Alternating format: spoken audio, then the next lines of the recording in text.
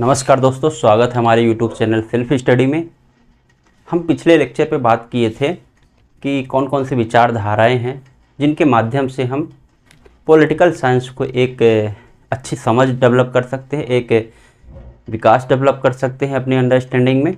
तो उसी संदर्भ में उसी तरह का कुछ एक नया टॉपिक लेके हम आए हैं कि आप अगर राजनीति से जुड़े हुए हैं, पॉलिटिकल साइंस से जुड़े हुए हैं, ये वीडियो यूजीसी नेट सेट वर्ग 1 का एग्ज़ाम और जितने भी राजनीति शास्त्र से पॉलिटिकल साइंस का जितना भी आपका कहीं भी अगर ज़रूरत होती है तो उसके लिए बहुत ज़्यादा इम्पोर्टेंट रहने वाला है। कभी कभी ऐसे क्वेश्चन आपके मेंस एग्ज़ाम में भी आ सकते हैं। जैसे मान लीजिए एक क्वेश्चन ही ऐसे ही अराइज हुआ कि क्या व्यवस्थापिका और कार्यपालिका इन दोनों का अटूट बंधन है संसदीय प्रणाली में, इसको आप विस्तार से समझाइए। तो आपको उस स्थिति पे इस जो हम आज टॉपिक कवर करने वाले हैं उसमें आपको बहुत सरलता होगी और सहजता होगी और अब उस चीज़ को बहुत अच्छे समझा सकेंगे। तो हम शुरू करते हैं। आज का हमारा टॉपिक है, आज का हमारा सेशन का टॉपिक है कि जो आप जानते हैं शासन क्या होते हैं, गवर्नेंस क्या होता है। उनमें कई टाइप होते हैं, उसकी कई प्रणाली होती है, कई मेथड हैं। जैसे कि संसदीय प्रणाली हो गया अपना, पार्लियामेंट्री सिस्टम गवर्नेंस का, प्रेसिडेंटियल सिस्टम होता है जो अमेरिका में है, संसदीय जो ब्रिटेन में है, भारत में है। तो उसी संदर्भ में आज हम तुलनात्मक अध्ययन करेंगे, कंपैरेटिव पॉलिटिक्स में तुलनात्मक स्टडी करेंगे, कंपैरेटिव स्टडी करेंगे पार्लियामेंट्री सिस्टम का और आपके प्रेसिडेंटियल सिस्टम का। तो यहाँ शुरू करने से पहले सबसे पहला हमारा क्वेश्चन अराइज होता है, आखिर गवर्नेंस क्या होता है, शासन क्या होता है।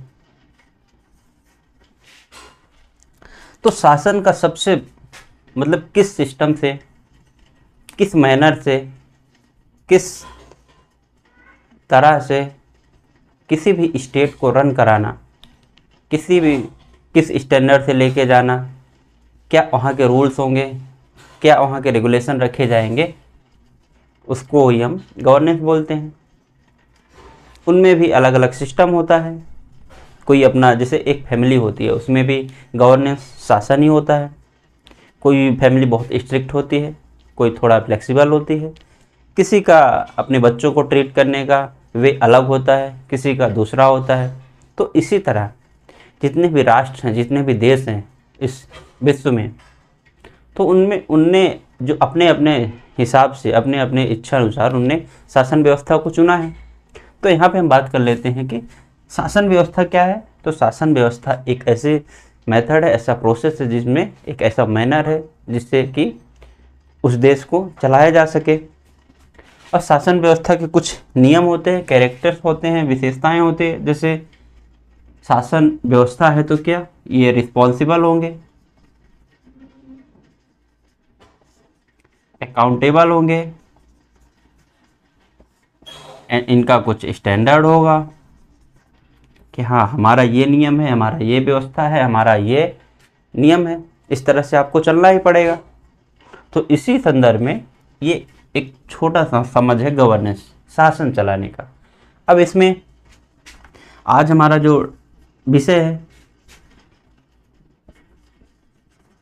पार्लियामेंट्री गवर्नेंस और एक हो गया प्रेसिडेंटियल।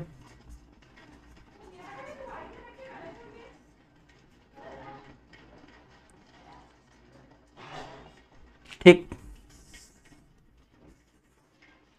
तो हम सबसे पहले शुरू करते हैं। एक बहुत ही राजनीतिक विचारक हुए जिनका नाम है बेजहार्ट। बेजहार्ट ने ये कहा कि संसदीय व्यवस्था और में जो कार्यपालिका और व्यवस्थापिका एक हाइपन का काम करती है। हाइपन में जोड़ने का काम करती है। समझ गए आप? बेजहट ने ये कहा कि संसदीय प्रणाली के लिए ये कहा, यह एक हाइफन का काम करते हैं, जो कार्यपालिका और विधायिका में हाइफन का काम करते हैं और उसको संबंध को बहुत मजबूत बनाते हैं, घनिष्ठता करते हैं। तो ये संसदीय प्रणाली के लिए एक वाक्य था, कथन था। अगर कभी एग्जाम में कहीं आ जाए तो आप लिख सकते हैं, या फिर इसको डिस्क्राइब करना हो तो लिख सकते हैं। तो सबसे पहले हम शुरू यहाँ पर करते हैं। दोनों का हम कंपैरेटिव स्टडी करेंगे, एक इधर एक उधर। तो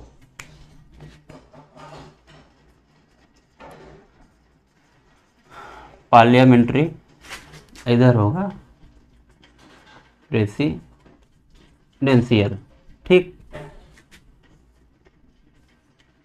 बहुत ही ध्यान से समझना है, बहुत ही बारीक अंतर है, बारीक हालांकि नहीं है पर इम्पोर्टेंट है। ठीक, तो सबसे पहले देखिए, आपको पता है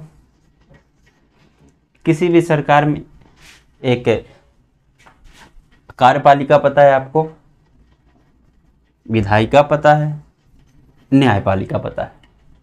ठीक, तो जो पार्लियामेंट्री सिस्टम होता है, पार्लियामेंट्री गवर्नेंस होता है, तो इसमें जो लेजिस्लेटिव है, लेजिस्लेटिव पर और एग्जीक्यूटिव के बीच में बहुत ही ज़्यादा स्ट्रांग बॉन्ड होता है, स्ट्रांग बॉन्ड।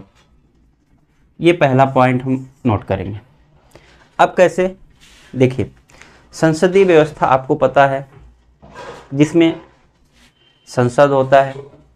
संसद क्या होता है आपका, भारत के संदर्भ में आप सोच के समझ चलिए, प्रेसिडेंट हो गया, लोकसभा हो गया और राज्यसभा हो गया।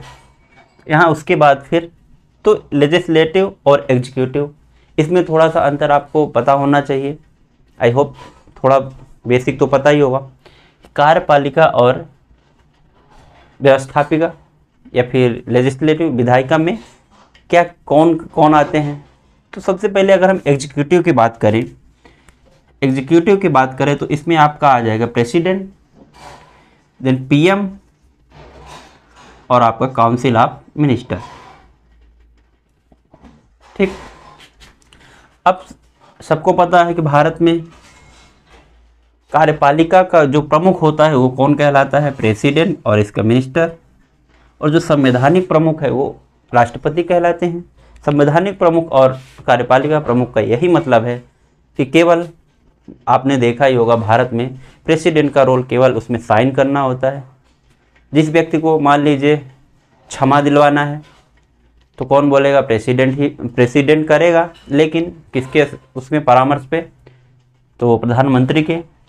तो इसमें मेन रोल किसका है, पीएम का है। और उसके मिनिस्टर का, कोई नियम है, कोई कानून लाना है तो पीएम के रोल से आएगा, प्रेसिडेंट उसमें केवल साइन। तो इसीलिए बोला जाता है संवैधानिक प्रमुख हमारा प्रेसिडेंट है। और दूसरा, इसमें जो कार्यकारी प्रमुख है, एग्जीक्यूटिव मेन है, पीएम और उसके काउंसिल ऑफ मिनिस्टर होते हैं। पीएम आपको पता ही है, आप यहाँ पे समझते जाइएगा। तो जो क्वेश्चन हमने शुरू में बोला था वो यहीं से आप सोचेंगे ना तो बनेगा।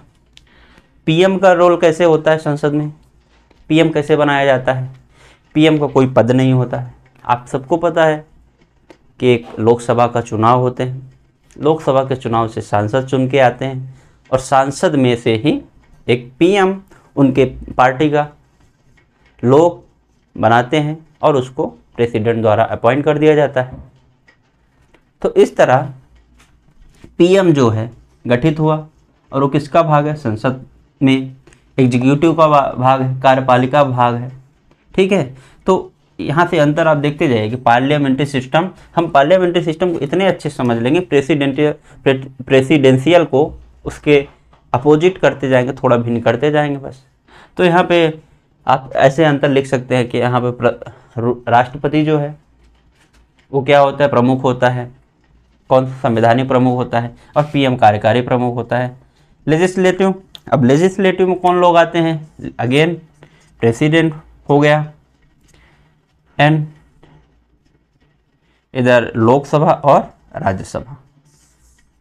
लेजिस्लेटिव व्यवस्थापिका या विधायिका, इसमें 3 आता है। एक तरह से अगर कहा जाए मोटा मोटा, इसको संसद बोल दे जहाँ पे आपके नियम और कानून बनाए जाते हैं, वो आपका लेजिस्लेटिव बॉडी, प्रेसिडेंट, लोकसभा और राज्यसभा इसमें। तो अभी देखिए, सबसे पहला क्वेश्चन यही था ना कि कार्यपालिका और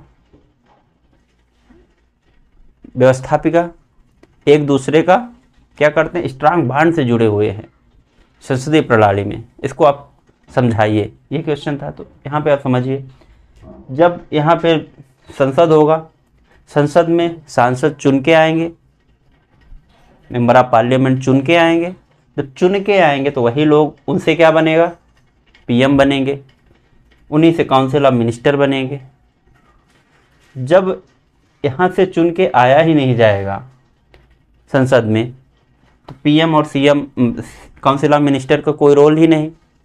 तो ये एक दूसरे के पूरक है। ये पीएम जो पद है तो वहीं से आया है, लोकसभा नहीं होगी, राज्यसभा नहीं होगा, तो काहे का सीएम पीएम। तो इसी तरह काउंसिल ऑफ मिनिस्टर बनने का आपको पता ही योग्यता। अगर कि कोई व्यक्ति भारतीय, इन दोनों जो सदन होते हैं लोकसभा और राज्यसभा, उनमें अगर नहीं है, उसका मेंबर नहीं है, तो मंत्री नहीं बन सकता। हालांकि मंत्री बन सकता है, बट उसका कुछ निर्धारित है जो 6 महीने तक है। अगर आप चुनाव जीत के किसी भी फिर सदन से, अगर आप 6 महीने तक तो आप मंत्री बने रह सकते हैं। अगर नहीं आएंगे तो आपको हटा दिया जाएगा, उसके लिए चुनाव जीतना अनिवार्य है। तो यहाँ से रास्ता बनता है पीएम और काउंसिल ऑफ मिनिस्टर का, जो क्या करते हैं, स्ट्रांग बॉन्ड है कार्यपालिका और किसका, व्यवस्थापिका का। तो यहाँ से आप ये समझ गए होंगे और इस क्वेश्चन को आप फ्रेम कर सकते हैं कैसे करना है। तो आई होप ये एक समझ में आ गया होगा। जबकि यहाँ पे हम प्रेसिडेंशियल में बात कर लें तो यहाँ पे ऐसा कुछ नहीं है। यहाँ पे क्या है, सब प्रमुख कार्यपालिका का एग्जीक्यूटिव कौन होता है, तो यहाँ प्रेसिडेंट होता है। ठीक, इसमें अगर हम बात करें तो मान लीजिए काउंसिल ऑफ मिनिस्टर बनाना है, तो काउंसिल ऑफ मिनिस्टर बनाने के लिए संसदीय प्रणाली में किसको बनाएंगे, जो उस सदन के, राज्यसभा हो या लोकसभा, उन मेंबर में से ही बनाए गए। भले ही वो उत्कृष्ट हो, भले वो जानकार हो या नहीं हो। वित्त मंत्री अगर बनाना है तो उन्हीं में से किसी को बना दिया जाएगा। जरूरी नहीं कि उनको वित्त का नॉलेज हो, जरूरी नहीं उनको रक्षा विभाग का कोई एक्सपीरियंस हो, पर बना दिया जाएगा। ठीक है, इसमें इन्हीं में से क्या बनेंगे, पार्लियामेंट्री सिस्टम में मंत्री काउंसिल ऑफ मिनिस्टर का वो किया जाएगा। जबकि प्रेसिडेंशियल सिस्टम में ऐसा नहीं है। आप देख लीजिए अमेरिका हो गया, तो वहाँ स्पेशलाइज लोग के, जो उस क्षेत्र में निपुण होते हैं, उनको रखा जाता है किसमें, उनको रखा जाता है किसी भी विभाग के लिए। मान लीजिए डिफेंस मिनिस्ट्री हो गई, तो उसमें डिफेंस का अच्छा खासा ज्ञान हो। होम मिनिस्ट्री हो गए, तो उस हिसाब से किसी भी व्यक्ति को स्पेशलाइजेशन रहता है। यहाँ से आप अंतर पकड़ते जाइए, इसमें स्पेशलाइजेशन नहीं है। अरे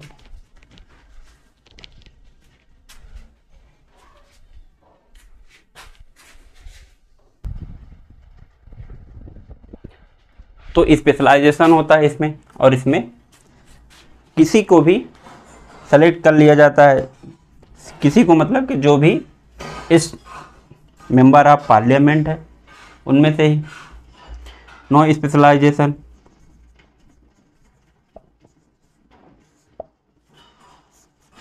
अगली अगर हम बात करें तो देखिए, जो पार्लियामेंट्री सिस्टम का टेन्योर होता है, टेन्योर मतलब कार्यकाल फिक्स नहीं होता, नो फिक्स्ड टेन्योर।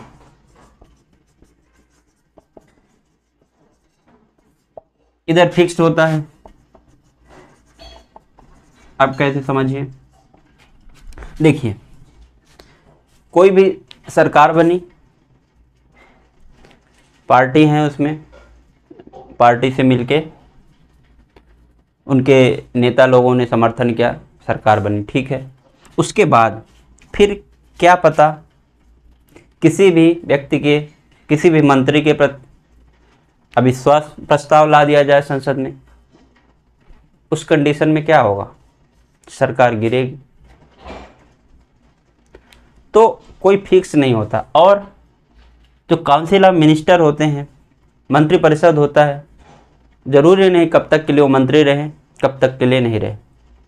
6 महीने भी रह सकता है, 3 साल भी रह सकते हैं। हालांकि लोकसभा का जो कार्यकाल माना जाता है 5 साल, पर ये बीच में भी भंग हो जाते हैं अगर हो गए तो, इसलिए इनका नो फिक्स टेन्योर माना जाता है। और प्रेसिडेंशियल सिस्टम में मोस्टली फिक्स माना जाता है। जैसे अमेरिका 4 ईयर का है, वहाँ भी हालांकि महाभियोग, पर उसका बहुत जटिल प्रोसेस है और उसको होता नहीं है इतना आसान, तो फिक्स टेन्योर माना जाता है उसमें मोस्टली। फिर इसकी अगर बात करें कि इसमें सरकार को रूल करने वाला कौन होता है, तो गवर्नमेंट को रूल करने वाला इसमें पीएम होते हैं और उसका काउंसिल ऑफ मिनिस्टर होता है। यहाँ पे अगर हम बात करें तो यहाँ प्रेसिडेंट सर्वे सर्वा होता है, ठीक। फिर हम बात कर लेते हैं, अगर पार्लियामेंट्री सिस्टम की बात करें तो ये हमने बताया पहले ही, लेजिस्लेटिव एग्जीक्यूटिव, ये दोनों क्या है, इसमें स्ट्रांग बॉन्डेड है। और जबकि अगर हम इसमें बात करें प्रेसिडेंशियल में, तो लेजिस्लेटिव, एग्जीक्यूटिव और जुडिशरी एक दूसरे पे इंडिपेंडेंट होते हैं, स्वतंत्र होते हैं। अब जब स्वतंत्र रहेंगे तो ये अपना काम स्वतंत्रता से कर सकेंगे, बहुत अच्छे से कर सकेंगे, निष्पक्षता से कर सकेंगे, है कि नहीं। और इसमें क्या होता है, कोई भी अगर काम करना हो, अगर जुडिशरी का है तो जुडिशरी के पास जाएगा, फट से करके देंगे। एग्जीक्यूटिव का काम है कार्यकाल, वो करके देंगे, लेजिस्लेशन वो भी करके देंगे जल्दी। जबकि पार्लियामेंट्री सिस्टम का अगर हम आगे जाके डिमेरिट देखेंगे तो इसका यही सब दोष हैं कि एक दूसरे पे डिपेंडेंट रहते हैं, तो डिले होता है, हस्तक्षेप होता है।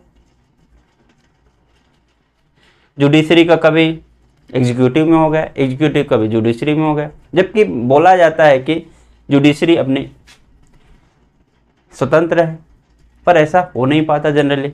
इसलिए इसमें लेजिस्लेटिव और एग्जीक्यूटिव का स्ट्रांग बॉन्ड, और इसमें लेजिस्लेटिव, एग्जीक्यूटिव, जुडिशरी एक दूसरे से स्वतंत्र रहते हैं। ये बहुत बड़ा अंतर है। सेपरेशन ऑफ पावर रहता है इनमें, पावर का पृथक्करण रहता है, शक्ति का, अपना अपना शक्ति अपना अपना यूज करें।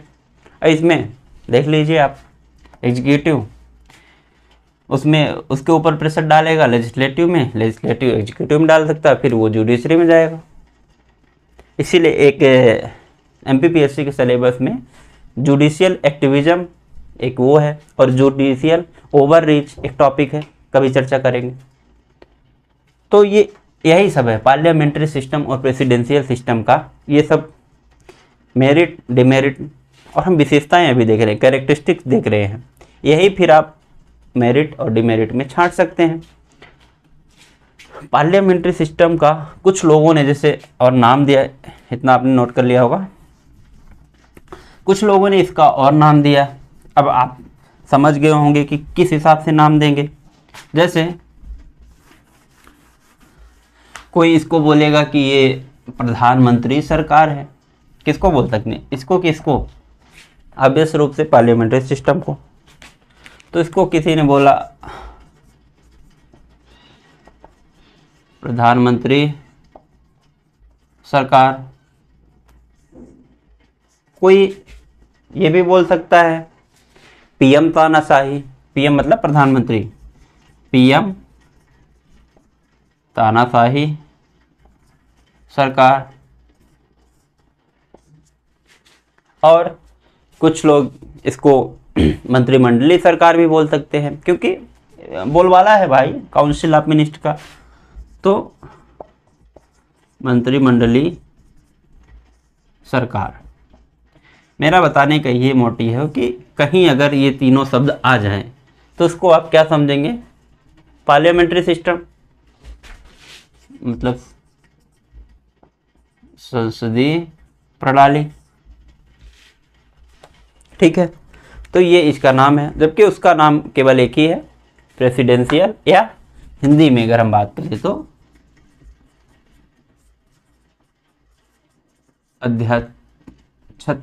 अध्यक्षात्मक, ठीक है, अध्यक्षात्मक, ठीक है। अब इतनी बात करने के बाद हम आप लोगों के मन में आ रहा होगा कि कौन कौन से ऐसे देश हैं जहाँ पे हम पार्लियामेंट्री सिस्टम देखते हैं, प्रेसिडेंशियल सिस्टम देख लेते हैं। इसको जानना हमारा बहुत ज़्यादा ज़रूरी है। तो सबसे पहले अगर हम बात करें कि ब्रिटेन को जो है इसका जनक माना जाता है। उसके बाद ब्रिटेन ने राज्य किया कहाँ पे, इंडिया में भी लाया पार्लियामेंट्री सिस्टम। देन और कौन से कंट्री हो सकते हैं, और जो हमारे कंट्री उधर के हैं, जापान, ये कंट्री कौन से हैं, हमारे पार्लियामेंट्री सिस्टम वाले हैं। इधर अगर हम बात करते हैं प्रेसिडेंशियल में, यूएसए, साउथ अमेरिका के और बहुत सारे देश, पराग्वे, इंडोनेशिया, ये सारे कंट्री जो हैं ये प्रेसिडेंशियल रोल है, यहाँ पे राष्ट्रपति ही प्रमुख होंगे। लीबिया हो गया, ठीक है। ये ऐसे कंट्री हैं जहाँ पे, और बाकी बहुत सारे देश हैं उनका आप देख सकते हो। ब्राज़ील हो गया, ब्राज़ील को भी नोट डाउन कर लीजिए, ब्राज़ील। तो ये हमारे प्रेसिडेंशियल रोल वाले हैं, ठीक है।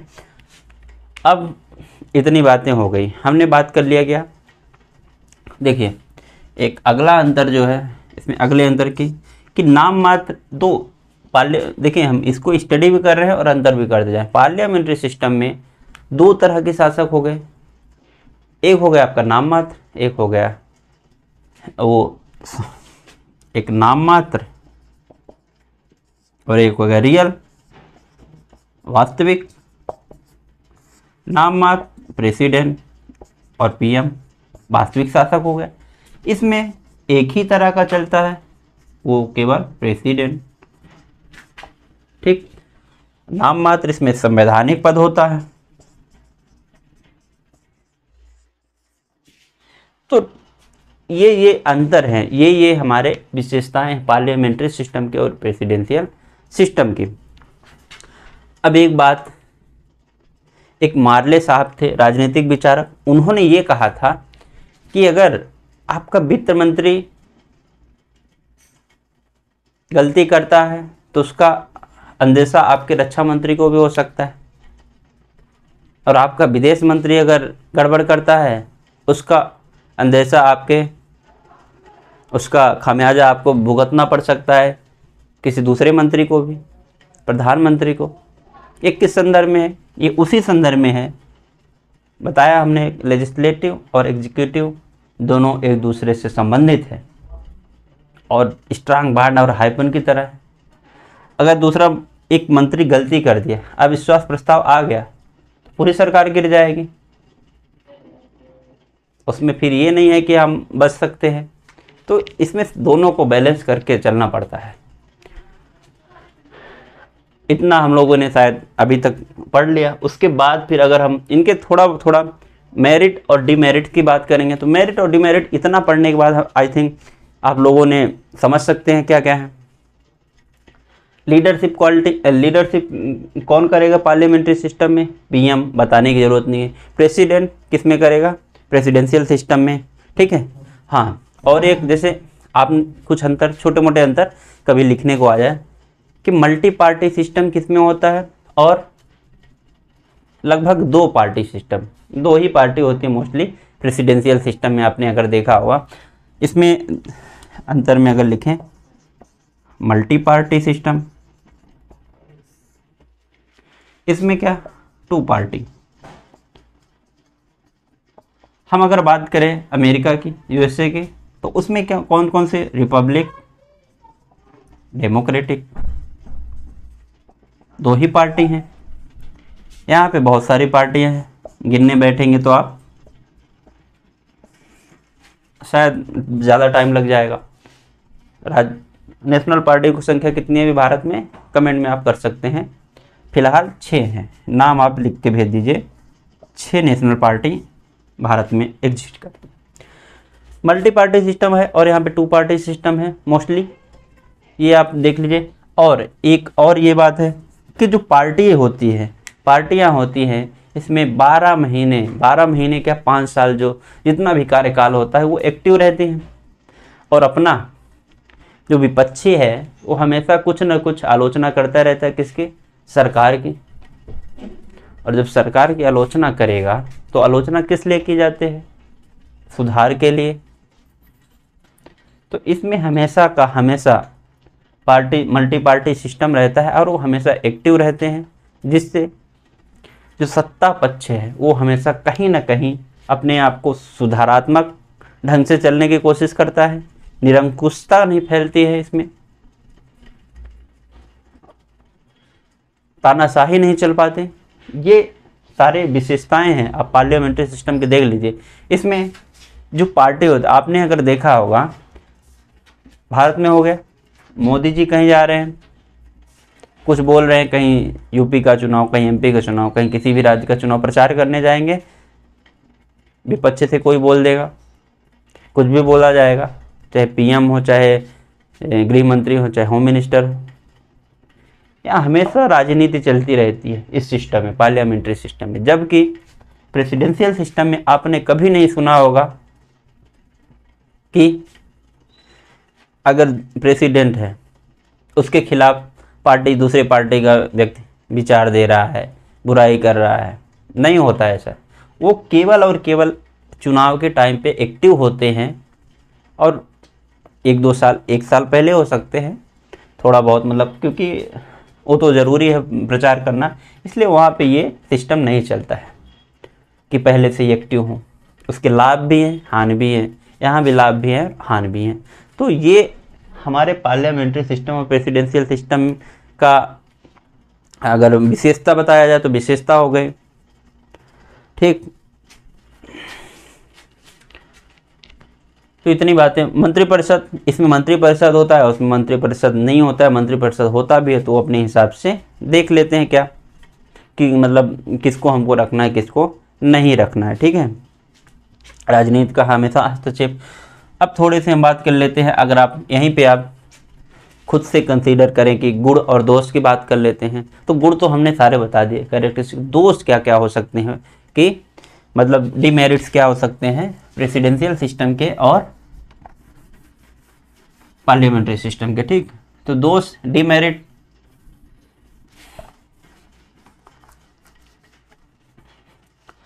पहला अगर बात करें हम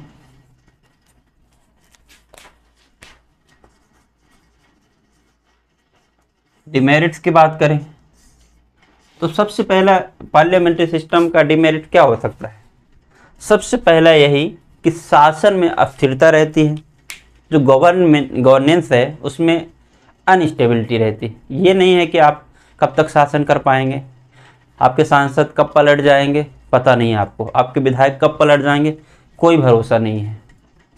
तो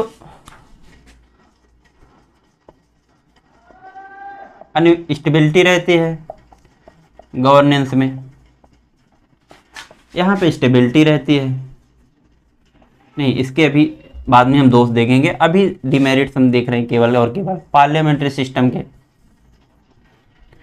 दूसरा अगर हम बात करें, शासन व्यवस्था अस्थिर है, कार्यकाल कोई निश्चित नहीं है, मंत्रिपरिषद का कोई स्पेशलाइजेशन नहीं है, ये सब दोषी हैं। और इसमें शक्तियों का जो पृथक्करण नहीं किया जाता है, मतलब सेपरेशन ऑफ पावर नहीं है इसमें। तो कोई भी लेजिस्लेटिव, एग्जीक्यूटिव और जुडिशरी एक दूसरे पर हावी रहने की कोशिश करेगा, एक दूसरे को इंडिपेंडेंट काम नहीं करने देगा, जिससे काम डिले होगा, जो देख ही रहे हैं आप। तो ये सब इनके डिमेरिट्स है। सेपरेशन ऑफ पावर नहीं है तो ये एक दूसरे पे ओवर रीच करेंगे। तीसरा अगर बात करते हैं हम, तो तीसरी बात इसमें ये है, आपने देखा इसमें दो प्रमुख हो गए, एक कार्यकारी प्रमुख हो गया, एक नाम मात्र के प्रमुख हो गए, संवैधानिक प्रमुख जिनको बोलते हैं, जिनको राष्ट्रपति बोलते हैं। तो ये एक डिमेरिट है। कहने को तो सबसे बड़ा मुखिया प्रेसिडेंट, बट काम कौन कर रहे हैं रियल में? पीएम कर रहे हैं, प्रधानमंत्री जी कर रहे हैं। तो ये भी एक डिमेरिट। और ये इमरजेंसी में जो ये सरकार है ना, इमरजेंसी इतना कारगर नहीं है, not suitable in emergency condition. जो पार्लियामेंट्री सिस्टम है इमरजेंसी कंडीशन में बिल्कुल सुटेबल नहीं है, क्योंकि अगर मान लीजिए इमरजेंसी का डिसीजन लेना पड़ा, कुछ भी लेना पड़े, तो इनमें भाई लेटर इधर से उधर, उधर से इधर करना पड़ेगा, एक दूसरे से फ़ोन करना पड़ेगा, हाँ ये कर दे, नहीं, तब तक कोई सिचुएशन जो है वो बहुत ज़्यादा भयानक हो सकते हैं। तो ये थोड़ा सा पार्लियामेंट्री सिस्टम का ये गड़बड़ बात है, डिमेरिट्स हैं। और बहुत सारे हैं हम जो बता रहे हैं, पीछे हमने बताया ही, हमने वहाँ पे कैरेक्टरिस्टिक्स भी बताए, गुण भी बताए, दोष भी बताए। और एक और दोष यहाँ पे हम डिस्कस कर लेते हैं कि जो दल का वो होता है, हमेशा चलती रहती है दलबंदी, पार्टी का इंटरफेयर हमेशा चलता रहता है, हमेशा बुराई करते हैं, हमेशा आलोचना करेंगे, हमेशा क्रिटिसाइज। ज़रूरी नहीं है भाई कि वो हमेशा आप क्रिटिसाइज करोगे तो काम पॉजिटिव में जाएगा। इससे सरकार के कामकाज में भी बहुत सारा दिक्कत होता है, वो कर नहीं पाते ढंग से काम, क्योंकि भाई आप कुछ करने ही नहीं दे रहे हैं, कुछ भी करेंगे आप हमेशा आवाज़ उठाएंगे, भले ही कोई मतलब नहीं हो। तो ये भी डिमेरिट्स हैं पार्लियामेंट्री सिस्टम का। ठीक, एक पांचवा अगर 5 मार्क्स का भी आ जाए तो ये आप लिख सकते हैं, शासन व्यवस्था अनस्टेबल है। जब अनस्टेबल होगा उसी से हम निकल के आएगा, अनस्किल्ड, अकुशल बोल दें, अनस्किल्ड, उसी की बात हम कर रहे हैं जो काउंसिल ऑफ मिनिस्टर की आपने बात किया। और काउंसिल ऑफ मिनिस्टर में भी अगर हम बात करें तो यहाँ पे अगर आप देखेंगे नौकरशाही हावी रहेगा किसमें? कोई भी अगर मिनिस्टर हो गया, कोई भी अगर मंत्री हो गया, ज़्यादा जानकार नहीं है भाई, चुनाव तो जीत सकते हैं लोकप्रियता के कारण नहीं तो किसी चेहरे की वजह से, किसी के भी वर्चस्व से, किसी के भी नाम और फाम में, बट ज़रूरी नहीं हो योग्य हो। तो यहाँ पे नौकरशाही का बहुत इंटरफेयर चलता है। नौकरशाही जो बोलेंगे वही करेंगे, मंत्री जी केवल और केवल साइन कर देंगे। तो ये सब डिमेरिट्स हैं और उनको ये भी नहीं पता होता कि इसमें क्या लिखा है क्या नहीं। तो ये एक थोड़ा सा डिमेरिट्स हैं अपने पार्लियामेंट्री सिस्टम के। फिर इतनी 5 हो गए और बाकी हमने डिस्कस कर लिया, आपको सब समझ में आ गया होगा। भारत के आप इसमें देख लीजिए तो आपको पूरा का पूरा ये समझ में आ जाए कि भारत में क्या चल रहा है पार्लियामेंट्री सिस्टम में, क्या डिमेरिट्स है क्या मेरिट्स। अब प्रेसिडेंशियल की थोड़ी सी हम अगर इसमें डिमेरिट की बात कर लें तो ठीक, इसमें क्या होगा, सबसे पहला होगा, आप अगर देख रहे होंगे हमने लेजिस्लेटिव और एग्जीक्यूटिव का उसमें सहयोग देखा है, एक दूसरे कोऑर्डिनेशन देखा है, इसमें कोऑर्डिनेशन की कमी देखेगी, लैक ऑफ कोऑर्डिनेशन रहेगा, सहयोग की भावना प्रेसिडेंशियल में रहेगी ही नहीं। क्यों? लेजिस्लेटिव, एग्जीक्यूटिव, जुडिशरी सब क्या है, इंडिपेंडेंट है एक दूसरे से, अपना अपना काम करेंगे भाई, हम नहीं सुनेंगे। ये भी गड़बड़ बात है, जब एक दूसरे से बात ही नहीं होगी, एक दूसरे से हम संपर्क ही नहीं करेंगे तो कहाँ से चीज़ें सही होंगी। तो ये भी डिमेरिट्स हैं, डिमेरिट्स हम पढ़ रहे हैं, ध्यान रखिए डिमेरिट्स। ओके, दोस्त लैक ऑफ कोऑर्डिनेशन होता है तीनों अंगों के, तीनों ऑर्गन के बीच में, तीनों बॉडी के बीच में। फिर अगर इसमें हम बात करें और क्या होगा, सबसे बड़ी बात, जो पार्लियामेंट के प्रति हमारे जो मेंबर ऑफ पार्लियामेंट होते हैं, काउंसिल ऑफ मिनिस्टर होते हैं, वो क्या होते हैं, रिस्पॉन्सिबल होते हैं, अकाउंटेबल होते हैं। नो अकाउंटेबिलिटी, कोई रिस्पॉन्सिबिलिटी नहीं।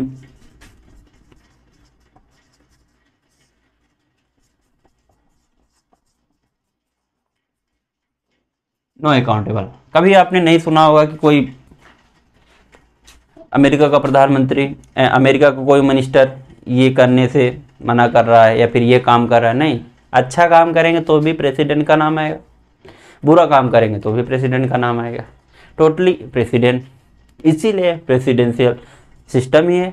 तो यहाँ कोई रिस्पॉन्सिबिलिटी किसी की नहीं होती और कोई अकाउंटेबल भी नहीं, उत्तरदायी भी नहीं होता है।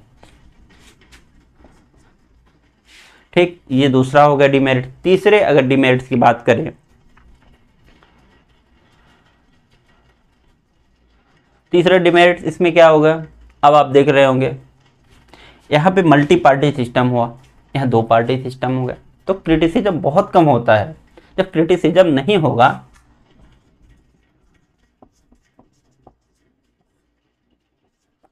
तो फिर आप पता है, आलोचना जब नहीं होगी तो बहुत ज़्यादा डेवलपमेंट नहीं हो पाता है। कभी कभी ऐसा भी देखा गया, कुछ नहीं बोलेंगे भाई, वो अपने हिसाब से काम कर रहा है, 4 साल करेंगे जो करना है, तो कोई बोलता ही नहीं, कोई पार्टी ही नहीं है, वो एक्टिव ही नहीं रहा, वो अपना दूसरा काम करने लगते हैं। कई बार तो ये होता है कि वो अपना जो चुनाव लड़े हैं वो बिजनेस कर रहे हैं 4 साल, फिर आ गए एकदम से। तो ये होता है, डिमेरिट्स होते हैं। जबकि यहाँ जो है एक अलग ही स्कोप देखा जाता है राजनीति में। भारत देश जैसे इतने बड़े देश में बहुत युवा आज देख रहे हैं आप कि अपना वो करियर छोड़ के इवन पॉलिटिक्स में जाते हैं, तो उनको रहना पड़ता है। जब कोई व्यक्ति बड़ा होकर निकलता है, पीएम बनता है, होम मिनिस्टर बनता है, कुछ भी बनता है, फिर उसके आप बैकग्राउंड में अगर देखिए कितने पीछे से वो कार्यकर्ता रह चुके हैं, कितने नीचे लेवल से, कितने छोटे लेवल से, तब पता चलता है कितना मतलब स्कोप है राजनीति में। तो ये होता है, और वहाँ इस तरह का कुछ नहीं है। तो इतनी बातें हो गई। उसके बाद जब नो क्रिटिसाइज हो गए, तो राजनीतिक चेतना की अगर हम बात करें, एक शब्द है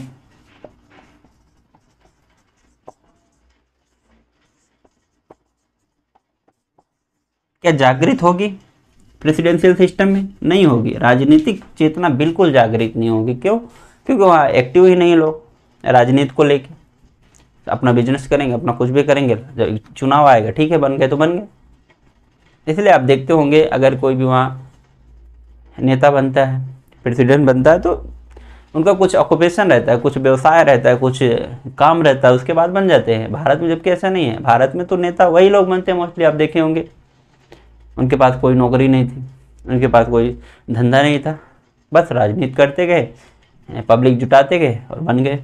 तो ये सारे प्रेसिडेंशियल के डिमेरिट्स हो गए। बाकी बहुत सारे हैं, आप देख लीजिए, और ये इसके हो गए। तो इस तरह से हमने आज पार्लियामेंट्री सिस्टम और प्रेसिडेंशियल सिस्टम का एक तुलनात्मक अध्ययन देखा, कंपैरेटिव देखा, किस तरह से आखिर संसदीय व्यवस्था होती है और अध्यक्षात्मक व्यवस्था होते हैं। उदाहरण के रूप में हमने देशों का नाम देखा, भारत देखा, ब्रिटेन देखा, जर्मनी देखा। तो इस तरह से, और इसमें प्रेसिडेंशियल में हमने बहुत सारे नाम देखे। तो ऐसा हमने आज बेसिक कॉन्सेप्ट क्लियर करने की कोशिश किया, और आई होप आप लोगों को समझ में भी आ गया होगा। अब मुझे तो पता नहीं कितना आया आप लोग को, पर मैंने अपने तरफ से पूरी कोशिश की। अगर आपको ये वीडियो अच्छा लगे तो आप लाइक कर सकते हैं, कमेंट भी कर सकते हैं, और आपको कुछ भी टॉपिक का वीडियो चाहिए तो आप कमेंट बॉक्स में बिल्कुल करिए, हम उसको बनाने की कोशिश करेंगे और आपको समझाने की कोशिश करेंगे। धन्यवाद।